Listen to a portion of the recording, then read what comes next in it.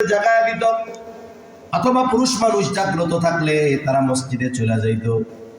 মহিলারা এবার ওযু কইরা নামাজ পড়ে কোরআন তিলাওয়াত শুরু করে দিত, কারণ তাদের তো আর নামাজ পড়ার টাইম লাগবে না, আজান হইছে, ওয়াক্ত হইছে, পড়লেই হলো।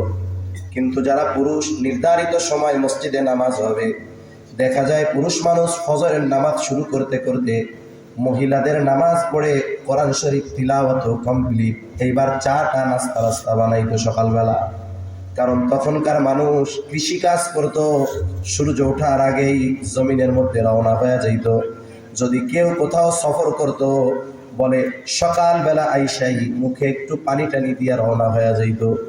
আবার নামাজ পড়ে যেই পুরুষেরা বাড়িতে আসতো, কোনো কাজ নাই, এবার কোরআন তিলাওয়াত শুরু করে দিত। এই জন্য ওই সময় প্রত্যেকটা বাড়িতে ফজরের নামাজের পর বাড়ির পাশ দিয়ে যখনই কেউ পথ চলতো, গুনগুন গুনগুন কোরআন তিলাওয়াতের আওয়াজ শোনা যেত। প্রত্যেক ঘরে বাচ্চাদের উঠায় পাঠায় দিত মক্তবে। এক প্রাণবন্ত সময় ছিল।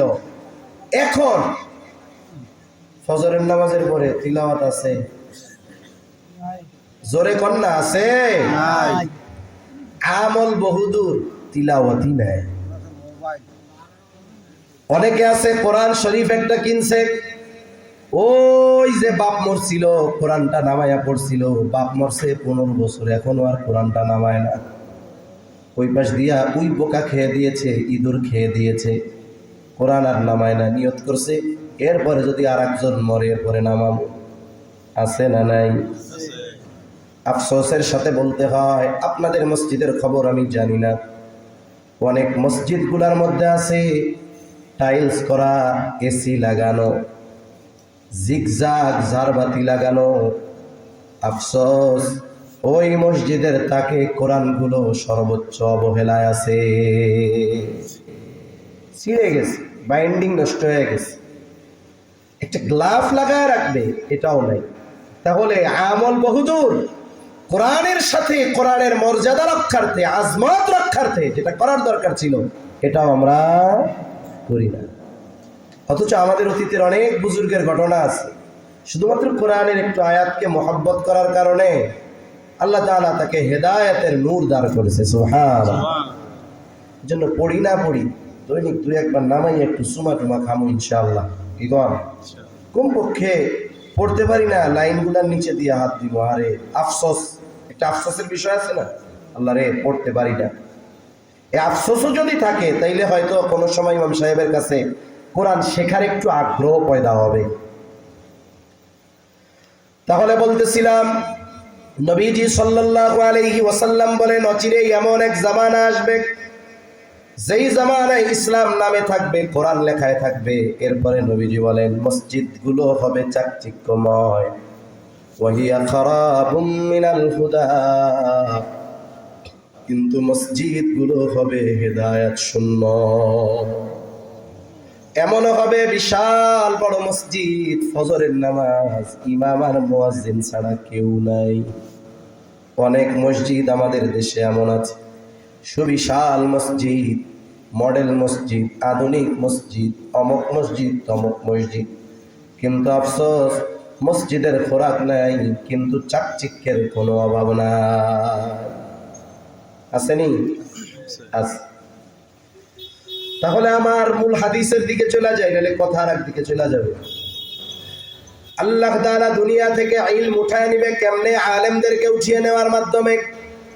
এরপরে নবীজি বলেন, আলেমরা উঠে যাবে, কোরআন হাদিস লেখায় থাকবে, কিন্তু বাস্তবে থাকবে না। কোরআন হাদিস ইলম বোঝার মতো মানুষ থাকবে না। মানুষেরা জাহেলদেরকে ধর্মীয় নেতা বানাবে, নেতা হিসাবে গ্রহণ করবে। এখন জাহেল এর কাছে গিয়া প্রশ্ন করবে, ওই জাহেল অজ্ঞ হলেও প্রশ্নের জবাব দিয়েই ছাড়বে। ও প্রশ্নের জবাব দিবে, যারা তার জবাবের উপরে আমল করবে, প্রশ্নকারী, ওরাও গোমরা হবে, আর ওই জবাব দেনেওয়ালা জাহেল সেও পথভ্রষ্ট হবে। এই জন্য আমাদের ইলম রক্ষা আল্লাহর নবী জানায়া দেন হবে কাদের মাধ্যমে? আলেমদের মাধ্যমে। কাদের মাধ্যমে? জোরে বলেন। আলেমদের মাধ্যমে। এই জন্য আমরা উলামায়ে কেরামের সুহবতে যাব। একটা সময় তো মসজিদের ইমামের সাথে মানুষের হৃদ্রতার সম্পর্ক ছিল। আমার দাদা এক মসজিদের ইমাম ছিলেন, উনি মৌলানা ছিলেন না, তৎকালীন সময় মৌলভী মুন্সি সাহেব কইতো, মুন্সি সাহেব। আমি দেখছি ছোটবেলায় মানুষ বিবাহ দিবে, মেয়ে বিবাহ দিবে, ছেলে বিবাহ দিবে, এখন তো হুজুররে ডাকে গোটা বিবাহের 2 মিনিটের লেগে। হুজুররে কয় মিনিটের জন্য ডাকে? 2 মিনিট লেগে। বিবাহ দেখার শুরু থেকে গোনা। যে বিয়ে করব হ্যাঁ দেখার আগে এর 5 দুলাভাই 15 বার দেখে। দেখে কি দেখে না? 14 গোষ্ঠী দূরা দেখায়। এরপরে কি কয়? ওরকম তুই একটু দেখায় না? না না, আপনাকে পছন্দ হইলেই আমার পছন্দ। আরে কাপুরুষ, বিয়ে তো তুই করবি, তোর দুলাভাই করবে না। তো পছন্দ তো তোর হওয়া লাগবে। এটা হারাম। এটা কি জোরে বলেন? শুরু হয় কি দিয়ে? হারাম দিয়ে। আবার চাই এই মেয়ের পেটে আল্লাহ বাইজিদ বুস্তামি দাও, হ্যাঁ, সরমনের পীর দাও, সরসিনার পীর দাও। যারে শুরুই করছো গোনা দিয়া, এর পেটে ওই সন্তান আইব। এরপরের থেকে যা তো আছে আছে, নাচ গান, গায়ে হলুদ, ফিরানি মিরানি, কত কিছু কয়। এগুলো তো আমরা করি নাই, আমরা জানিও না। এখন কি হইল লাস্টে? বিবাহের জন্য কয় মিনিট হুজুর বলেন না? 2 মিনিট। হুজুরে ফোন দেয়, হুজুর আমার তো এই বিয়েটা পড়াইতে হইব, ওই জায়গায় একটু আইসেন। এখন আসি। না না হুজুর, এখন আপনার পরিবেশ না, আমি ফোন দিলে এরপরে আইসে। এবার আইসা হুজুরে নিয়ে গেছে। কোন সময় নিছে? যখন বিয়েটা পড়াবে। বিয়া পড়াইতে কি 2 ঘন্টা লাগে? বিয়ে পড়াইতে লাগে কয়েক সেকেন্ড। হ্যাঁ, অমকের মেয়ে অমকরে পোলার কাছে কইব, তোমার কাছে এত টাকা দেন, মোহরে বিয়ে দেওয়া হইলো। পোলা যদি কয় আলহামদুলিল্লাহ কবুল, বিয়ে শেষ। 5 সেকেন্ড লাগছে? জোরে কর না, 5 সেকেন্ড লাগছে। এই কামটা করাইতে 5 বছরও অনেক সময় শেষ হয়ে যায়। এরপরে হুজুর একটা খুতবা দিবে আগে, এরপরে ইজাব কবুল দিয়ে দোয়া করাবে। 2 মিনিটের কাম। ওই জায়গা তো আর 2 খুতবা নাই, লম্বা খুতবা নাই। খুতবা লাগে 30 সেকেন্ড, বিয়া 5 সেকেন্ড, মোনাজাত 25 সেকেন্ড। হুজুর কই, হুজুর জানগা, এখন এই পরিবেশ আপনার না। ভুল বললাম না ঠিক বললাম? হুজুর লাগে, ইসলাম লাগে বিয়ার মধ্যে কয় মিনিট? মাত্র 2 মিনিট। 2 minute, 2 minute. কোন কথার থেকে গেছি কোন তো? একটা কথা শুরু করলাম, বিয়ার কথা যে বললাম, কোন কথার থেকে বলছি? হ্যাঁ, আলেমদের থেকে। হ্যাঁ, ওই যে আমার দাদার কথা বলতেছিলাম, দাদা তো আলেম না। তবে দেখতাম যে বিবাহ দিবে, ছেলে পক্ষ হোক আর মেয়ে পক্ষ হোক, কমপক্ষে ওনার মহল্লার আশেপাশের আইসা জিজ্ঞাসা করলো, মুন্সি সাহেব আমার ছেলেটার লেগে তো অমুক জায়গায় মেয়ে দেখতে চাই, অমুক গ্রামের অমুকের মেয়ে, আশেপাশের যদি হইতো, অথবা ওনার মেয়ে যদি কেউ দেখতে আসে, মুন্সি সাহেব অমুক তো ওই গ্রাম থেকে এক পোলা আইছে, আমার মেয়ের।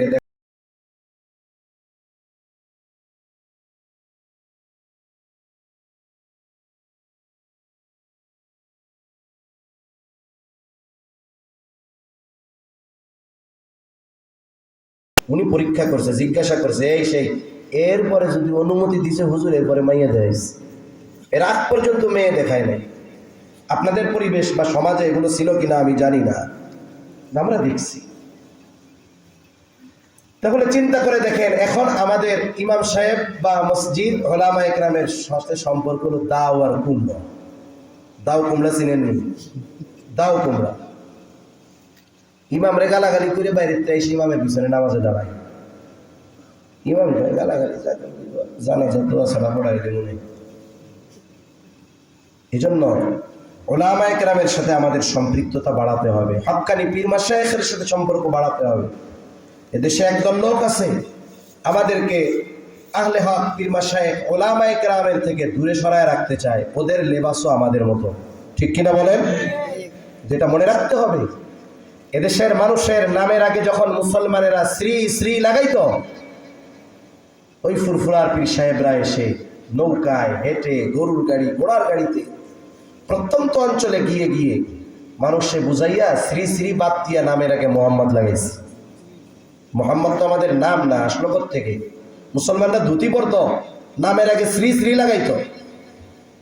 এই যে ঈমান ঠিক করার এই মেহনত, ওই বীজ ওনারা বপন করে গেছে।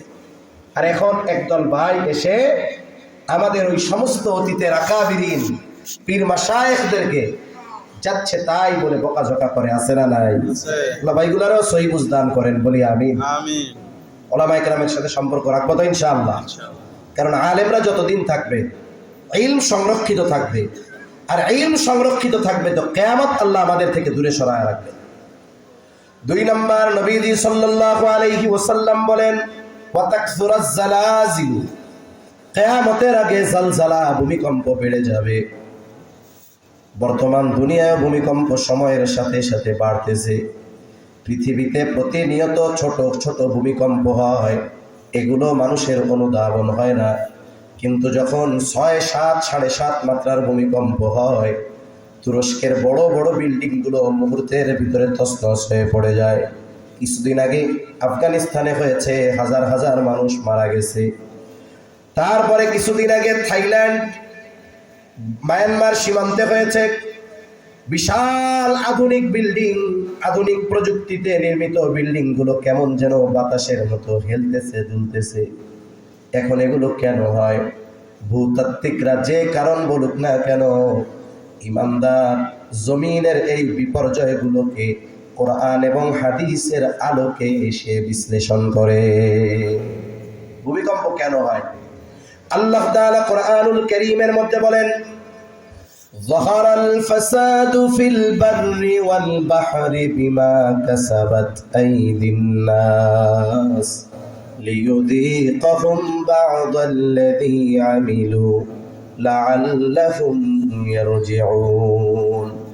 আল্লাহ তাআলা বলেন, জলে স্থলে যত রকমের বিপর্যয়, ভূমিকম্প, অতিবৃষ্টি, অনাবৃষ্টি, অতি খরা, জলোচ্ছ্বাস, সিডর, আইলা, লাইলা, এগুলো যত কিছু হয়, এগুলো সব মানুষের হাতের কামাই, আমাদের হাতের কামাই। আমাদের পাপের কারণে হয়, আমলের কারণে হয়। আল্লাহ তাআলা বলেন, লিউযীকাহুম বা'দাল্লাযী আমিলু লাআল্লাহুম ইয়ারজিউন। আমাদের বদ আমলের কারণে এগুলো আমাদের শাস্তি আস্বাদন করানো হয়, তবে ধ্বংস করে দেওয়ার জন্য আল্লাহ এই শাস্তি দেন না, সতর্ক করেন যাতে করে ওই পাপের পথ ছেড়ে আমরা আল্লাহর পথে ফিরে যাই। পাপের কারণে ভূমিকম্প বাড়বে, সময়ের সাথে সাথে আরো বাড়বে। এখন পাপের কারণে বাড়বে, আমাদের কি করণীয়? আমরা পাপ করব না ইনশাআল্লাহ। কোন কোন পাপে বাড়ে? হাদিসে, অনেক হাদিসের মধ্যে আসছে। নবীজি বলেন, জমিনে জুলুম যখন বেড়ে যায়, অবিচার বেড়ে যায়, ওজনে কম দেওয়া বেড়ে যায়, জেনা, ব্যভিচার, অশ্লীলতা যখন বেড়ে যায়, গান বেড়ে যায়, নাচ গান, নর্তকী, এগুলো বেড়ে যায়, মদ পান বেড়ে যায়, এই ধরনের পাপাচার যখন জমিনে বাড়ে, জমিন তখন আল্লাহ তাআলার কাছে বলে, নির্দেশ দেন এগুলো গ্রাস করে নেই। এই পাপগুলো যখন বাড়ে, ভূমিধস বাড়ে, ভূমিকম্প বাড়ে। এখন কিয়ামতের আগে এই বিষয়গুলো বাড়বে, পাপাচার বাড়বে। তবে ওই পাপের স্রোতে নিজেদেরকে ভাসিয়ে দেওয়া যাবে না, বরং আমাদের মাধ্যমে যেন ওই ধরনের পাপ সংগঠিত না হয়। আল্লাহ তৌফিক দেন, বলি আমিন। ঘুম আসতেছে আপনাদের? জবান খুলে একটা তাকবীর দেন। নারায়ে তাকবীর, নারায়ে তাকবীর। মাশাআল্লাহ, সজাগ আছেন তাইলে। 3 নাম্বার, নবীজি সাল্লাল্লাহু আলাইহি ওয়াসাল্লাম বলেন, ওয়া তাকারাবাজ জামান, সময় নিকটবর্তী হয়ে যাবে। কিয়ামতের আগে এক জুমা থেকে আরেক জুমা তাড়াতাড়ি চলে আসবে। আমার নিজের কাছেও মনে হয়, এই তো কয়েকদিন আগে জুমা পড়াইলাম, আজকে আবার জুমা, আজকে শেষ করলাম, আবার মনে হয় কাছাকাছি হয়ে গেছে, এরকম মনে হয় আমার কাছেও। এটা কিয়ামতের আগে হবে। মূল কারণ কি? মূল কারণ হলো আল্লাহ তাআলা সময় থেকে বরকত উঠায় নেবেন, বরকত। আর এক বর্ণনায় আসছে, আখিরুজ জামানে, এই শেষ জামানায় যুগকে মনে হবে বছরের মতো, বছরকে মনে হবে মাসের মতো, মাসকে মনে হবে সপ্তাহের মতো, সপ্তাহকে মনে হবে দিনের মতো, দিনকে মনে হবে ঘন্টার মতো, ঘন্টাকে মনে হবে মিনিটের মতো, আর মিনিটকে মনে হবে আগুনের স্ফুলিঙ্গের মতো, মানে সেকেন্ডের মতো। এই পৃথিবীর অন্যতম একজন আলেমে দ্বীন জাস্টিস মুফতি তকি উসমানী দামাত বারকাতুহুমুল আলিয়া হযরত সময়ের মূল্যায়ন নিয়ে একটা বয়ান করেছেন, আলোচনা করেছেন। এই আলোচনার মধ্যে তিনি জানিয়েছেন ব্যক্তি তার কর্মের মাধ্যমে সময়ের মধ্যে বরকত আনতে পারে। কর্মের কারণে সময় প্রলম্বিত হয়, কর্মের কারণে সময় সংকুচিত হয়। তার মানে ভালো কাজ যদি কেউ করে তার সময়ের মধ্যে আল্লাহ তাআলা বরকত দেন, অল্প সময়ে অনেক কিছু তার দ্বারা হয়। আর যে ব্যক্তি সময়কে গোনায় কাটায়, চার দোকানে কাটায়, টিভি দেখা কাটায়, খেলাধুলা দেখা কইরা কাটায়, মোবাইলে কাটায়, ফেসবুকে ইউটিউবে কাটায়, দেখবেন চোখের পলকে ঘন্টার পর ঘন্টা চলে যায়, ঠিক কিনা বলেন? অথচ ওই লোক যখন মসজিদে নামাজ পড়তে আসে সবার লাস্টে, জুমার দিন ইকামত চলতেছে, ঢুকছে কোনো মতে, ঢুইকা দাঁড়াইছে, সূরা ফাতিহা সময় গিয়া সে নামাজ শুরু করছে, ইমাম সাহেব 2 রাকাত পড়ে সালাম ফিরেছে, ওয়াল্লাহ 15 জনের ঘাড়ে পাড়া দিয়া মসজিদ থেকে বের হয়ে আসে, ঠিক কিনা? আছে না নাই? আছে। নামাজ পড়তে 5 মিনিট লাগছে, অথচ বাহিরে দাঁড়ায়া দোকানের সামনে 40-50 1 ঘন্টা গল্প করতেছে, কষ্ট হয় নাই। কিন্তু 5 মিনিট মসজিদে থাইকা ইমামের সাথে সবার সাথে একটু দোয়া কইরা বাইর হইতে কষ্ট হইতেছে, সহ্য হয় না। এটা ভালো কাজ, এই জন্য ওই সময়টা তার কাছে অনেক লম্বা লাগতেছে। এই জন্য আমরা যদি সময়গুলো ভালো কাজে কাটাই, দেখবেন সময় অনেক বরকত আসবে, অনেক কাজ করা যাবে। আর যদি চায়ের দোকানে, টেলিভিশনে, খেলাধুলা, ফেসবুক, ইউটিউব, ইন্টারনেট, আমরা যদি এই সব জায়গায় বিনা কারণে কাটাই, তাহলে দেখবেন চোখের পলকে শুধু হায়াত মাইনাস হতে থাকবে, মাইনাস হতে থাকবে। মরার পরে মানুষ কথা বলে, মরার পরে মানুষ কি বলে? কথা বলে। আমরা শুনি না, কিন্তু শোনে কে? এক এক মানুষ এক এক ধরনের কথা কয়। নেককার মানুষ, হাদিসের মধ্যে আসছে, সে তাড়াতাড়ি যে গোসল দেয় তারে বলে তাড়াতাড়ি করো, আমারে আমার আসল ঠিকানায় তাড়াতাড়ি যাওয়ার ব্যবস্থা করে দাও।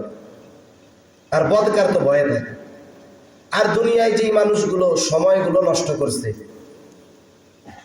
আল্লাহ সম্পদ দিছে, দান সাদকা করে নাই, সুযোগ ছিল নেক আমল করে নাই, এখন মরে গেছে, ও আল্লাহর কাছে কিছু দোয়া করে। ও কি বলে? আল্লাহ তাআলা কোরআনে বলেন, এই ধরনের মানুষ যারা, তারা মৃত্যুর পরে বলে ফায়াকুলা রাব্বি লাউলা আখখারতানি ইলা আজালিন করিব ফাআসাদদাক ওয়া আকুন মিনাস সালিহিন। আল্লাহ তাআলার কাছে এই ধরনের লোকগুলা বলে, ও রব, লাউলা আখখারতানি ইলা আজালিন করিব, আমারে যদি কিছু সময়ের জন্য অবকাশ দেওয়া হতো, আবার যদি দুনিয়ায় যাওয়ার সুযোগ দেওয়া হতো, আপনি আমাকে যে ধন সম্পদ দিয়েছিলেন তা থেকে আমি সাদকা করতাম, ওয়া আকুন মিনাস সালিহিন, চায়ের দোকানে গিয়ে বসে থাকতাম না, খেলাধুলা খেলা দেখা আড্ডা দিয়ে সময় কাটাইতাম না। কি বলবে? ওয়া আকুন মিনাস সালিহিন, আমি সৎ কর্মশীলদের অন্তর্ভুক্ত হয়ে যাইতাম। তার মানে যদি সময় দেন, দুনিয়ায় গিয়ে দান সাদকা করব, আর মন্দ কাজ করব না, এত বেশি ভালো কাজ করব যে আমি সৎ কর্মশীলদের অন্তর্ভুক্ত হয়ে যাব। যত আফসোস নিয়ে বলুক না কেন, বলেন তো একটা সেকেন্ডের জন্য দুনিয়ায় আসার সুযোগ আছে নাকি? যেই হায়াত কামনা করে মরার পরে মানুষ আল্লাহর কাছে দোয়া করবে, সেই হায়াত আমাদের আছে নাই? আছে। আপনারা কি বুঝে গেছেন? আছে। সেই হায়াত আছে? আছে। আছে, আছে। কি কয় না? বুঝি না। যদি হায়াতই না থাকতো, বেঁচে থাকতেন কেমন? হায়াত আছে, সময় আছে। এজন্য এই সময়ের কদর করার দরকার আছে না নাই? আছে। ভালো কাজ করলে সময়ের মধ্যে আল্লাহ বরকত দিবে, মন্দ কাজ করলে হুটহাট সময় চলে যাবে, আজরাইল যথা সময় এসে হাজির হয়ে যাবে। তখন মহিলা আল্লাহর কাছে ফরিয়াদ করবে, কিন্তু কোনো কাজ হবে না। 4 নম্বর, নবীজি সাল্লাল্লাহু আলাইহি ওয়াসাল্লাম বলেন, কথা শেষের দিক, আর লম্বা হবে না। নবীজি বলেন, ওয়াতাদহারাল ফিতান, কিয়ামতের আগে ফিতনা প্রকাশ পাবে। এই ফিতনা দ্বারা উদ্দেশ্য হলো দাজ্জালের ফিতনা। দাজ্জাল না আসা পর্যন্ত কিয়ামত হবে না। তবে দাজ্জাল আসার আগে হাজারো ফিতনা এই উম্মতের উপরে তসবিহ দানা ছিঁড়ে গেলে যেমন একের পর একটা দানা পড়তে থাকে, এই উম্মতের উপরে একের পর এক এই ধরনের ফিতনা পড়তে থাকবে। নবীজি উম্মতের জন্য বড় রহম দিল। এই জন্য উম্মত ফিতনা থেকে কিভাবে বাঁচতে পারে নবীজি এই আমল আমাদেরকে শিখিয়ে দেন। নবীজি জানায় দেন, জুমার দিন কেউ যদি সূরা কাহাফ তিলাওয়াত করে আল্লাহ তাআলা তাকে দাজ্জালের ফিতনা থেকে হেফাজত করবে। আজকে যে জুমার দিন চলে গেছে, সূর্য ডোবার সাথে সাথে জুমার দিন শেষ। আজকে শুক্রবার না, কিন্তু আজকে চলতেছে কি বার? শনিবার। আজকে কি বার চলতেছে? শনিবার। শনিবার আরবিতে সূর্যাস্তের সাথে সাথে তারিখ পরিবর্তন হয়। জুমার দিন মানে বৃহস্পতিবার, আমরা যেটারে বলি বৃহস্পতিবার রাত, যেটারে আমরা বলি আর সূর্য ডুবার সাথে সাথে বৃহস্পতিবার থেকে শুক্রবার শুরু হয়ে গেছে। কত এই জুমার দিন সূর্যাস্তের আগ পর্যন্ত আমরা সূরা কাহাফ তিলাওয়াত করব। এখন পুরা সূরা মুখস্থ নাই, কমপক্ষে প্রথম 10 আয়াত। কয় আয়াত জোরে বলেন? 10 আয়াত। নিজে পারি না, ইমাম সাহেবরা বলবো হুজুর নামাজের পরে 10 আয়াত পড়া শোনান, 1-2 মিনিট লাগবে। এই আমলের ফায়দা কি?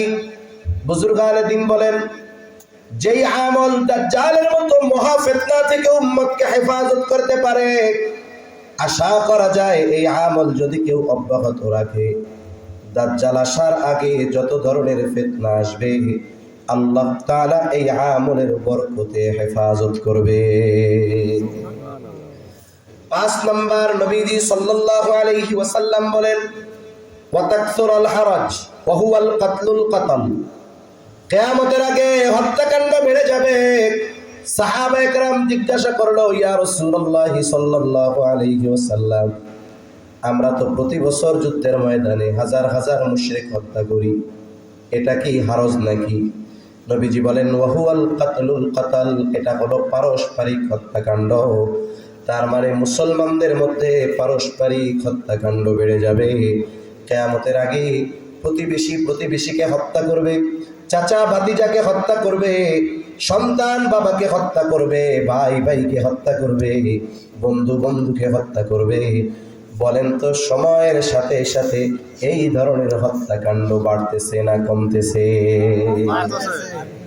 এই দুনিয়ায় প্রতিদিন যদি কাফেররা 100 মুসলমান হত্যা করে, কাফেররা, তাহলে মুসলমানদের হাতে মুসলমান হত্যার শিকার হয় কমপক্ষে 1000। তাহলে বলেন প্রতিদিন কাফেররা বেশি মুসলমান মারে না মুসলমানরা বেশি মারে? মুসলমান বেশি মারে। পারিবারিক কারণে, সামাজিক কারণে, রাজনৈতিক কারণে, অর্থনৈতিক কারণে, প্রভাব বিস্তারের কারণে, ছোটখাটো তুচ্ছ কারণে এক মুসলমান অপর মুসলমানকে হত্যা করে ফেলতেছে। নবীজি বলেন, সিবাবুল মুমিনি ফুসুকুন ওয়া কিতালুহু কুফর। মুমিনকে গালি দেওয়া ফাসিকি, হত্যা করা কুফরি। এক মুমিনের সম্মান, জান, মাল, রক্ত এগুলো অপর মুসলমানের জন্য হারাম। তার মানে কি? আমি একজন মুমিনের সম্মান নষ্ট করতে পারবো না, আমি একজন মুমিনের সম্পদ নষ্ট করতে পারবো না, আমি একজন মুমিনকে অন্যায়ভাবে রক্তাক্ত করতে পারবো না। আমার জবানের দ্বারা যেন একজন মুমিন কষ্ট না পায়। হতে পারে আমার গোত্র ভিন্ন, পরিচয় ভিন্ন, দল ভিন্ন হোক না, মাসলাক ভিন্ন হতে পারে, তবে হ্যাঁ এই কারণে আমি আরেকজন মুমিনকে বকা দিতে পারবো না। কারণ প্রকৃত মুসলমান সে কখনো জবান দ্বারা আরেক মুসলমানকে কষ্ট দিতে পারে না। নবীজি বলেন, আল মুসলিমু মান সালিমাল মুসলিমুনা মিন লিসানিহি ওয়া ইয়াদিহি। প্রকৃত মুসলমান হলো সে যার জবান এবং হাতের অনিষ্ট থেকে অপর মুসলমান নিরাপদ থাকে। এখন আমি গরু খাই, আমি বড় মুসলমান না। আমি যদি জবান দিয়া আরেক মুসলমানকে গালি দেই, যতই ইবাদত করি না কেন, আমি প্রকৃত মুসলমান হতে পারি নাই। নবীজির কাছে 2 জন মহিলার কথা আসছে। একজনের ব্যাপারে বলা হলো, ইয়া রাসূলুল্লাহ, এমন কোন আমল নাই যে এই মহিলা করে না। তাহাজ্জুদ, আওয়াবিন, ইশরাক, আইয়াম বিজের রোজা, সোম বৃহস্পতিবারের রোজা, সকল তাসবিহ, তাহলিল, জিকির, আজকার সব সে করে, কোনো আমল সে ছাড়ে না। তবে একটা সমস্যা। কি সমস্যা? বলে প্রতিবেশীর সাথে একটু খারাপ আচরণ করে। আর একজনের ব্যাপারে বলা হলো, ইয়া রাসূলুল্লাহ, এই লোকটা যেগুলো না করলে নয় ওই মহিলা তার বেশি করে না। তার মানে ফরজগুলা করে, ওয়াজিবগুলা করে, সুন্নাতে মুআক্কাদা করে, আর নফল কোনো আমল তার নাই। তবে ওই মহিলা মানুষের সাথে, প্রতিবেশীর সাথে ভালো আচরণ করে। এই দুইজনের মধ্যে উত্তম কে? নবীজি ওই আবেদা মহিলার কথা বলেন নাই, নবীজি বলেন যে তার প্রতিবেশীর সাথে ভালো আচরণ করে সে হলো উত্তম। এখন আমি আওয়ামী ইশরাক, চাষ, তাহাজ্জুদ সব করি, কিন্তু মুসলমানদের কষ্ট দেই, বকা দেই বিনা কারণে। এই ইবাদতের দাম আছে? ইবাদত করে মুসলমান হওয়া যাবে? মনে রাখতে হবে এই জন্য। আমি ইবাদত কম করি, আখলাক উন্নত করি, মানুষের সাথে ভালো আচরণ করি, ভালো ব্যবহার করি, প্রতিবেশীর সাথে ভালো ব্যবহার করি, আমার এক মুসলিম ভাইয়ের সাথে আমি ভালো ব্যবহার করি। এর দ্বারা কি হবে? আল্লাহর কাছে দামি হওয়া যাবে। তাহলে কিয়ামতের আগে হারজ বেড়ে যাবে, মানে পারস্পরিক হত্যাকাণ্ড বহুদূর। আমরা জবান দিয়াও আর এক মুসলমানদের কষ্ট দিব না। 6 নম্বর, নবীজি বলেন হাত্তা ইয়াকসুরা ফীকুমুল মালু ফায়াফিদু। কিয়ামতের আগে ততক্ষণ পর্যন্ত কিয়ামত সংগঠিত হবে না যতক্ষণ না মানুষের সম্পদ উপচে পড়বে। মুহাদ্দিসিনে কেরাম বলেন এই অবস্থা হবে ঈসা আলাইহিস সালাম যখন দাজ্জালকে হত্যা করবে। গোটা পৃথিবীতে ওই সময় ইসলাম পৃথিবীর আনাচে কানাচে সব জায়গায় পৌঁছায়া যাবে। পৃথিবীতে একটা কাফের অবশিষ্ট থাকবে না, সবাই মুমিন। আল্লাহ তাআলা জমিনের মধ্যে এত বরকত দান করবে, এত উর্বর হবে জমি যে একটা মানুষও গরিব থাকবে না। মানুষের সম্পদ এত বেশি হবে, সম্পদ উপচে পড়বে। তার মন চাইবে হারে আমি একটু মসজিদে দান করতে পারতাম, আমি একটু গরিব মানুষকে সাদকা করতে পারতাম, কিন্তু আফসোস দান সাদকা করার মতো মানুষ সে খুঁজে পাবে না। এই 6টি বিষয় যতক্ষণ না সংগঠিত হবে ততক্ষণ পর্যন্ত কিয়ামত সংগঠিত হবে না। তাহলে মূল আলোচনা আয়াতের দিকে যাই, অনুবাদ করে কথা শেষ 3-4 মিনিটের মধ্যে। তাহলে 1 নাম্বার, কিয়ামতের ইলম একমাত্র কার কাছে? আল্লাহর কাছে। নবীজির কাছেও নাই, জিবরাইল আলাইহিস সালামের কাছেও নাই। নবীজি আমাদের আলামত জানাই দিয়েছেন, আমরা 6টা আলামত জানছি যেগুলো না হওয়া পর্যন্ত কিয়ামত হবে না। আয়াতে 2 নম্বরে আল্লাহ তাআলা বলেন ওয়ায়ুনাজ্জিলুল গায়ব, তিনি বৃষ্টি নামান। কে বৃষ্টি নামায়? জোরে কোন আল্লাহ। মেঘ হলেই বৃষ্টি হয় না, অনেক সময় মেঘ হয় বৃষ্টি হয় না, অনেক সময় মেঘ নাই এত বৃষ্টি শুকনা জায়গায় হাঁটু পানি হয়ে যায়। 3 নম্বর আল্লাহ তাআলা বলেন ওয়ায়ালামু মা ফিল আরহাম, মায়ের রেহেমে, মায়ের গর্ভে ছেলে না মেয়ে দুনিয়ার কেউ জানে না, যিনি জানেন তিনি কে? আল্লাহ। আপনি কইতে পারেন হুজুর কি কইলেন? আমার নাতি দুনিয়ায় আসার 2 মাস আগে আমি জানছি এটা পোলা হইব। আপনি কি কন? আপনি জানছেন কখন? আমরা বলি না 10 মাস 10 দিন মায়ের গর্ভে, এটা বলি না আমরা? এখন কি হাত পা চোখ কান বডি নিয়েই কি 10 মাস পেটে নাকি?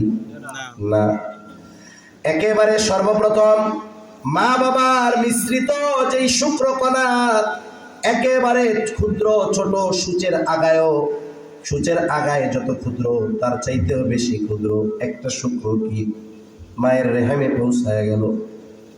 ওইটা যখন রেহেম পর্যন্ত পৌঁছায় যায় মায়ের মাসিক বন্ধ হয়ে যায়। এইবার আল্লাহ তাআলা বিভিন্ন প্রসেসে যেই জিনিসটা মাইক্রোস্কোপ ছাড়া দেখা যেত না, অনুবীক্ষণ যন্ত্র ছাড়া দেখা যেত না, ওইটারে তিল তিল করে আল্লাহ তাআলা বড় বানায়। এরপরে একটা রক্তপিণ্ডে তৈরি হয়, এরপরে মাংসপিণ্ডে তৈরি হয়। এই প্রসেস চলে 4 মাস 120 দিন। এরপরে আস্তে আস্তে আল্লাহ তাআলা বিভিন্ন অর্গানগুলো তৈরি করেন। একটা বাচ্চা মায়ের পেটে 10 মাস থাকে, আকৃতি সে পায় প্রায় 5-6 মাসের মাথায়। এরপরে যখন আল্ট্রাসোনোগ্রাফি করা হয় দেখা যায় ছেলে না মেয়ে। তাহলে মায়ের পেটে ছেলে না মেয়ে এটা আল্লাহ আকৃতি দেওয়ার পরে আল্ট্রাসোনোগ্রাফির মাধ্যমে দেখা যায়। কিন্তু যখন রক্তপিণ্ড ছিল, যখন মাংসপিণ্ড ছিল, কোনো অবয়ব আকৃতি ছিল না। পৃথিবীর কোন আল্ট্রাসোনোগ্রাফি মেশিন আছে ওই রক্তপিণ্ড আর মাংসপিণ্ড রিচার্জ করে বলে দিবে এটা ছেলে নামে। আছে নাই? ওই সময় ওই তুচ্ছ শুক্র অথবা রক্তপিণ্ড বা মাংসপিণ্ড ছেলে হবে না মেয়ে হবে, এর সৌভাগ্য কি, হায়াত কতদিন, যিনি জানেন তিনি কে? আল্লাহ। এরপরে আল্লাহ তাআলা বলেন, ওয়ামা তাদরি নাফসুম মাযা তাকসিবু গাদা।